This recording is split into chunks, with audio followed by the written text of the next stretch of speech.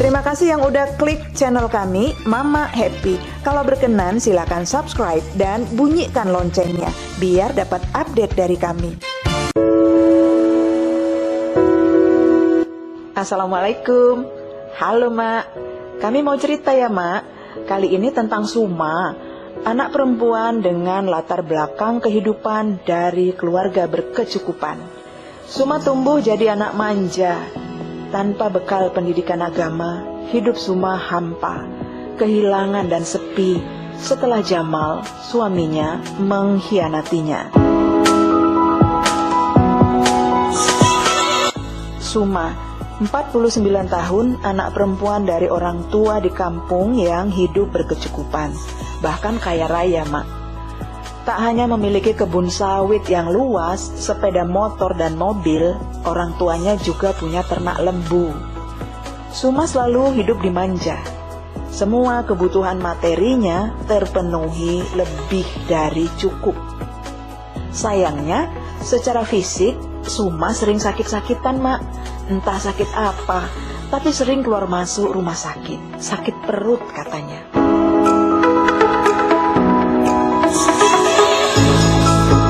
Suma pernah dilamar, tapi gagal. Karena laki-laki yang melamarnya ragu melihat Suma yang sering sakit-sakitan. Hingga suatu hari, Suma bertemu dengan Jamal, seorang pemuda dari desanya juga. Selisih 3 tahun umurnya dari Suma. Mereka akhirnya menikah. Jamal memilih menikahi Suma karena secara ekonomi dia nggak harus capek bekerja. Pinternya lah si Jamal ini. Suma sudah mewarisi cukup banyak harta kekayaan dari orang tuanya. Jadi hanya dengan membantu Suma mengurus kebun sawit pemberian orang tuanya cukup untuk menghidupi rumah tangga mereka. Begitu pikir si Jamal. Pinter.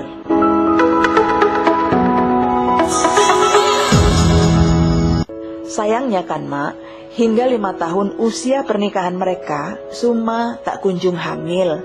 Mereka tak punya anak. Dengan alasan Suma tak kunjung hamil itu, Jamal, suaminya, mulai punya perempuan lain di luar rumah. Jamal minta pengertian pula sama si Suma bahwa dia menginginkan anak untuk melanjutkan keturunan. Suma menahan sakit dan perih setiap kali Jamal pergi dari rumah dan kadang gak pulang demi berselingkuh dengan perempuan lain atas sepengetahuan Suma. Bayangkan Mak, gimana rasanya diselingkuhi terang benderang kayak gitu. Sialan kan si Jamal itu.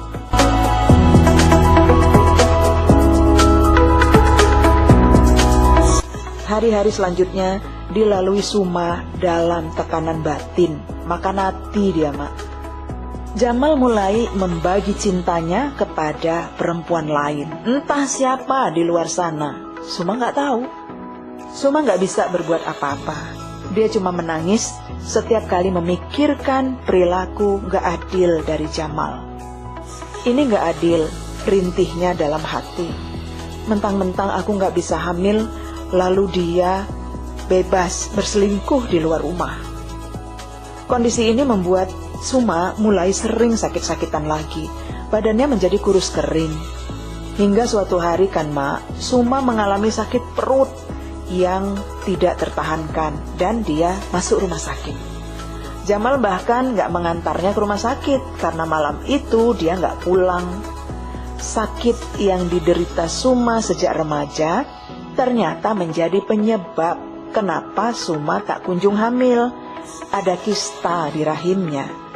Kondisinya bahkan sudah sangat buruk. Kista sudah menyebar ke seluruh rahimnya dan gak mungkin diselamatkan. Sehingga rahimnya harus diangkat. Begitu vonis dokter kepada Suma.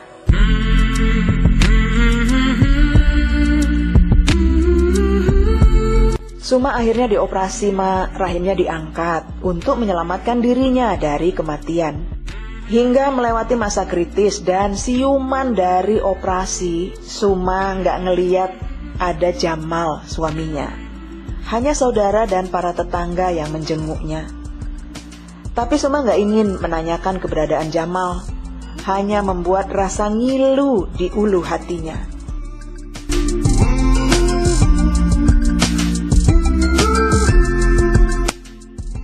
Setelah 2 minggu berada di rumah sakit dan diperbolehkan untuk pulang ke rumah, barulah Jamal muncul menjemputnya pulang. Tapi di rumah malam itu, dalam kondisi masih lemah dan berjalan tertatih-tatih, tanpa sungkan, Jamal menceritakan perselingkuhannya pada Suma. Jamal bilang dia sangat puas tidur bersama Jamilah dan menikmati hari-hari bersamanya. Katanya sebagai laki-laki akhirnya dia mendapatkan apa yang selama ini dicarinya. Jamal bahkan meminta pengertian dari Suma untuk jangan melarangnya, karena Jamal menginginkan seorang anak. Keinginan yang wajar kan? Begitu katanya kepada Suma. Astagfirullahalazim, Jamal.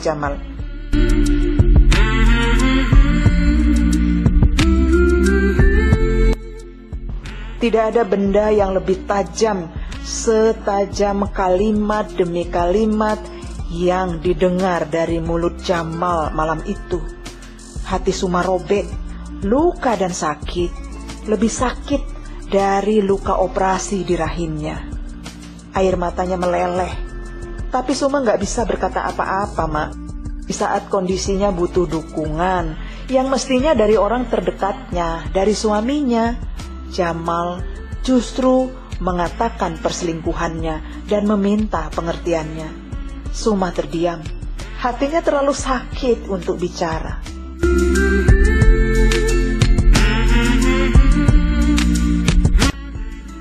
Begitulah hari-hari yang dilalui Suma setelah rahimnya diangkat.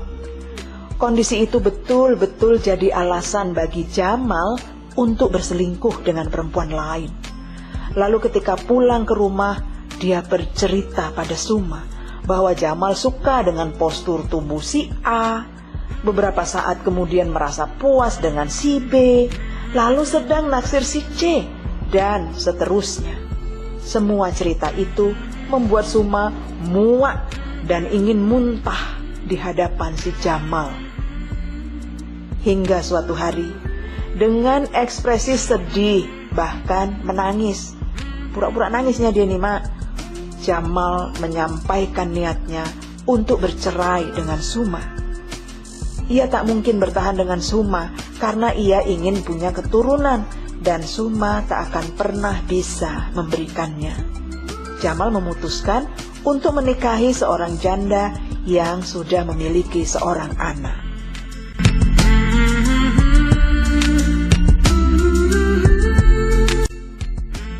Suma tidak menghalangi rencana Jamal untuk bercerai dengan Suma lalu menikah lagi. Mereka sepakat untuk bercerai secara kekeluargaan. Jamal minta Suma membagi harta gonogini selama pernikahan mereka. Suma pun gak keberatan. Jamal minta sepeda motor untuknya, lalu ternak lembu, lahan perkebunan sawit dijual aja, uangnya dibagi 2. Begitu usul Jamal. Suma pun setuju aja. Nggak banyak protes dia, Mak. Kecuali rumah yang mereka tinggali sekarang. Suma keberatan membaginya, karena rumah itu adalah warisan orang tuanya yang tidak bisa diganggu-gugat. Jamal nggak keberatan. Saat itu, Suma hanya ingin ketenangan batinnya. Dia nggak mau pusing lagi dengan hartanya. Dia sudah terbiasa hidup bergelimang harta sejak kecil. Suma mengikhlaskan semua yang diinginkan oleh Jamal. Ya Allah, Mak, kasihan kalilah si Suma ini.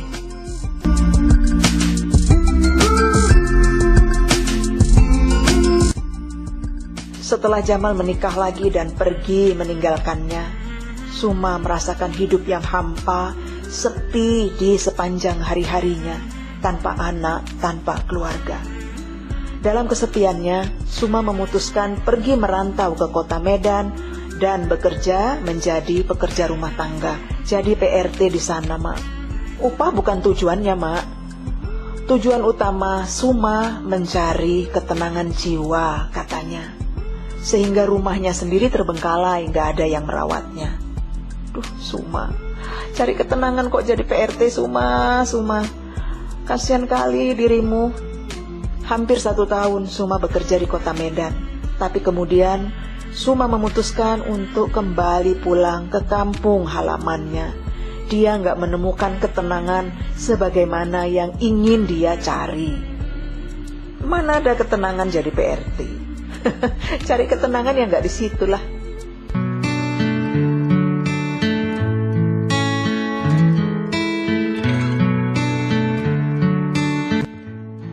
Latar belakang kehidupan Suma yang dididik bergelimang harta oleh orang tuanya tidak dibarengi dengan pengetahuan agama. Ini menyebabkan Suma kehilangan arah, Mak, kehilangan pegangan. Ketika batinnya gelisah dan kesepian, dia nggak tahu kepada siapa dia harus mengadu. Suma bahkan nggak merasa kerinduan kepada orang tuanya, seperti nggak punya ikatan batin sama kedua orang tuanya. Mereka nggak saling merindukan. Suma merasa ada yang hilang dalam hidupnya. Bukan Jamal, bukan. Entah apa, Suma merasa kosong. Suma sempat merasa ingin bunuh diri, tapi dia takut dosa, Mak, dan takut mati juga, karena merasa belum punya bekal apapun untuk dibawa mati. Lalu seorang teman baiknya memberi semangat untuk tidak putus asa. Jangan memilih jalan pintas, gak bener. Begitu kata kawannya. Sudahlah, kebahagiaan itu letaknya dalam hati, gak usah dicari-cari. Kebahagiaan itu bukan karena kita menikah dan punya suami, tapi karena kita menjalin hubungan baru dengan orang lain, dengan suami kita dalam hal ini. Lah, kalau orang itu sudah gak bikin kita bahagia, ngapain masih dipikirkan? Kita bisa menjalin hubungan dengan orang lain, dengan lingkungan kita, dengan kegiatan-kegiatan baru yang bisa membuat kita bahagia. Udahlah Suma, lupakan Jamal. Coba sholat tahajud, minta petunjuk sama Allah. Lanjut kawan tersebut.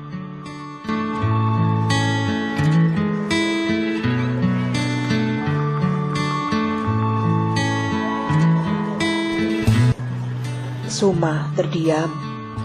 Dia menangis dan malu. Selama ini dia melupakan sholat, melupakan mengaji, melupakan bahwa sesungguhnya ada yang maha pengasih, ada yang maha penyayang, ada yang maha mendengarkan.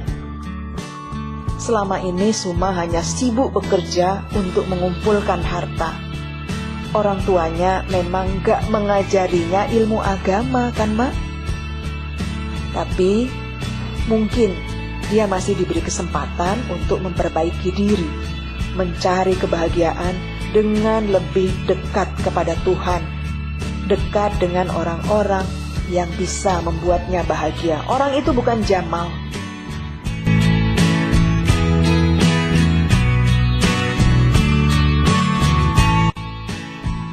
Sejak itu, Suma belajar sholat dan mengaji. Dia ingin mencari ketenangan dan mencari kebahagiaannya sendiri, kebahagiaan yang sejati.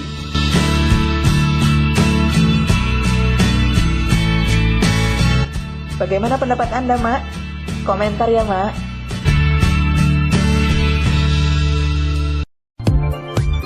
Oke, Mak, itu dulu cerita dari kami. Beritahu kami kalau Anda menyukainya. Tekan subscribe, tekan juga tombol loncengnya supaya Anda mendapat update dari kami. Kalau ada cerita menarik yang ingin Anda bagikan, hubungi kami dan kami akan mengisahkannya untuk Anda semua. Terima kasih.